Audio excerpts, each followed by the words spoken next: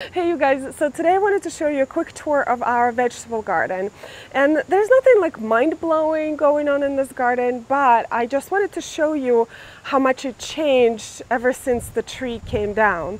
And then I wanted to show you another area, which was my temporary vegetable garden for the summer, where I'm growing a watermelon for the very first time. And I think one of the watermelons is ready to be harvested, and I am just beyond excited to do that and show you what happened. So just for reference, here's the vegetable garden. Here is a stump of the tree that came down. So the arbor that I have here at the entrance, I get a lot of questions about. I got it on overstock probably almost 10 years ago. So as you can see, it's all rusted. So I'm actually going to replace it with something new, maybe build something myself. But it definitely worked really well all this time it was here. This is a willow support that I got at Monticello online. I will post all of these links in the description down below. I started these peas about 3 weeks ago, and I needed support, and I found this just the cutest willow support on Monticello.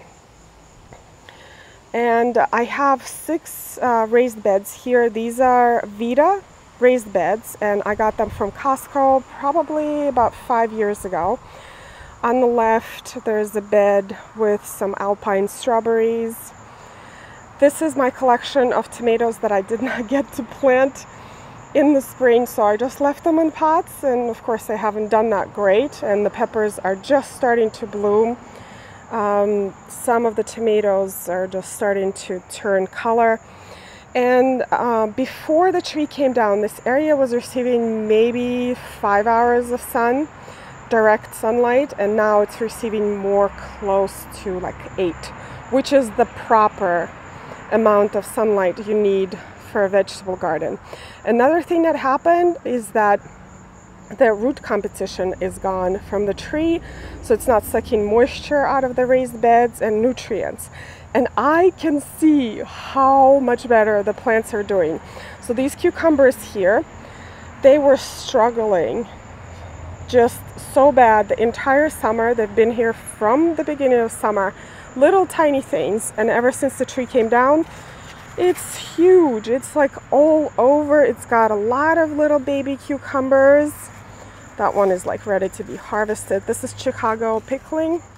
Oh, and this support I also get a lot of questions about. This is heirloom. I love this. I have the one in the back for the watermelons too. I'll show you in a second. There is some flat leaf parsley on this side.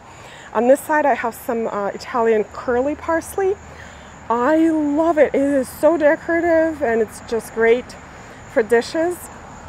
I have 4 different types of radishes here, and again, all the radishes I started a couple of weeks ago, actually, like maybe 3 weeks, and look at that, it's almost ready to be harvested. This is white breakfast. Radishes are a cold weather crop, so I started it kind of like, you know, it was still kind of warm, but they're doing great. There's a random pepper that I started from seed. I don't even know what that is. Some more radishes. In this bed, I have some lettuce that is kind of starting to bolt. Another willow support. I just love the architectural element of it in this garden here. And these are some eggplants I got on sale in a local nursery. There's some carrots. Again, there's nothing like mind-blowing, but this space brings me so much joy. Even if I come out here, excuse me, to get some parsley for dinner or a couple of radishes. It's just so much fun. This bed right here is for greens. I just started lettuce literally 3 days ago. Right here, and these are some scat mats from squirrels and cats. And I probably should have some more because they're still kind of getting to the beds. And then I have some dill and some beets. And then we're back to the cucumber. And this is pretty much it for my little vegetable garden. There is a gorgeous sweet autumn clematis right there. I'm pretty sure that's coming from my neighbors. It is highly invasive in our area, so I'm actually going to pull out whatever I have on my side and maybe plant the native clematis. But look how beautiful it is, you guys. Isn't this gorgeous? Oops. Alright, you guys, so I'm going to show you an area that I've never showed before. But just for the reference, this is the flower garden on the left here with a giant forest of amaranth, which are for some reason 10 feet tall this year. I have no idea why. And then that's the Leland cypress in the back, from which I collected some branches for the giant garland that I made for Christmas. And also I pruned some of this conifer here. So in the back here, and it's not very decorative, but it is functional, is one of the few spots that receives about 6 hours of sunlight. So what I did, to not waste any space, because I don't know what to do with the space yet, I planted some tomatoes in big pots that keep getting attacked by squirrels and chipmunks. So next year I probably am going to cage all of the tomatoes.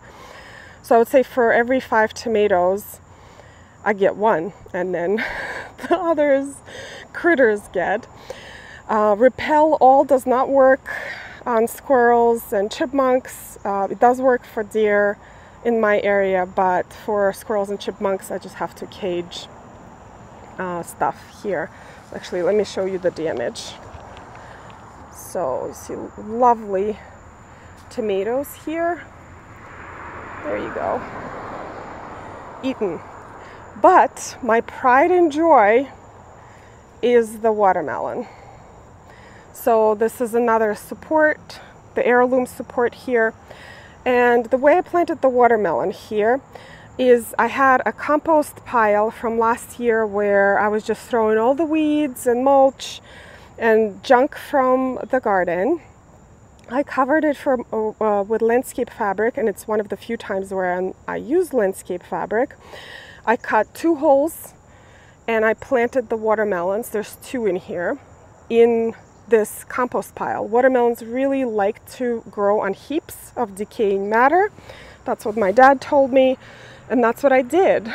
And I would say like about a month or a month and a half ago, I was in this area and I had to do a double take because I saw a little baby watermelon. But now there's actually, I think there's 5, which I was expecting maybe to grow 1 and I would have been happy.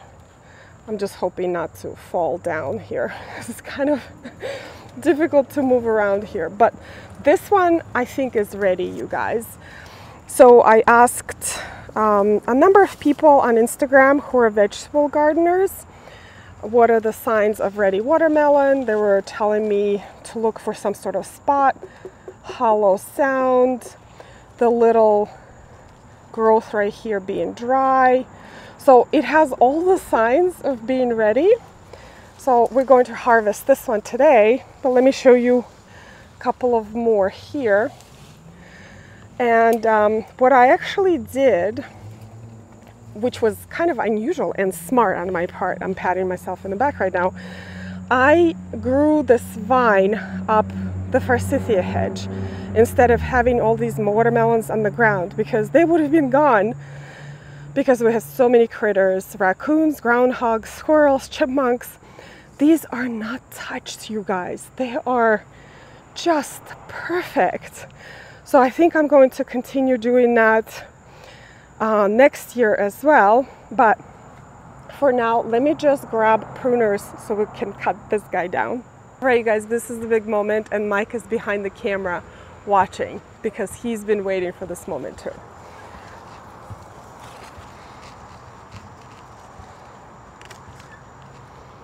Not that I like it. Okay. Oh my God, this thing is heavy, you guys. Oh my goodness. Oh my goodness. Look at this. Oh, we're going to cut this up. Okay. Before I cut it, I forgot to mention the type. This is called Leelanau Sweet Glow Watermelon. So they're supposed to be yellow on the inside and very sweet. I hear the crack. The crack is always a good sign. Oh my God. It is perfect, you guys. The smell, I wish I could tell you. Michael is in shock. Okay, I am the happiest person on earth right now. This is incredible. Okay, should I try it? Should I try it? The smell, you guys. Oh, it is so good.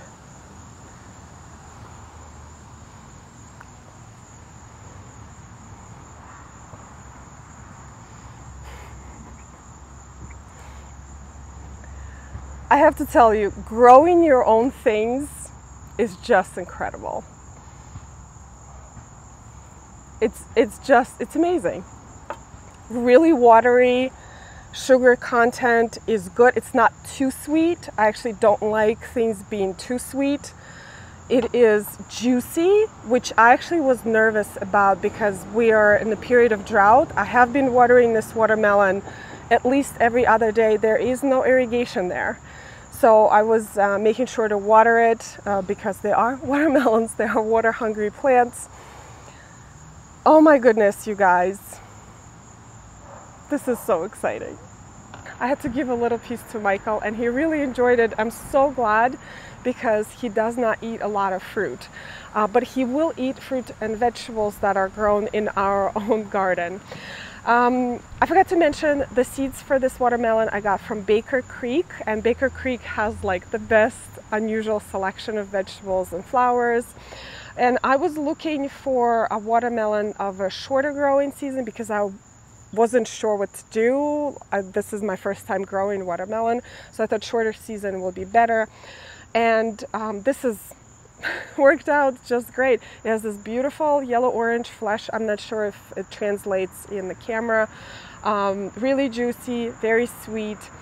And growing your own vegetables is just amazing, you guys, because you know exactly what goes into it. If you are an organic gardener like I am, I had to fertilize this only once in the beginning of summer, and I grew it in my own pile of compost from my own weeds, from my own garden, so I know there's no pesticides or herbicides that went into it, and it's absolutely delicious. I will be developing my vegetable garden next year and probably starting this fall with the fall weather crops like radishes, lettuces, and kale.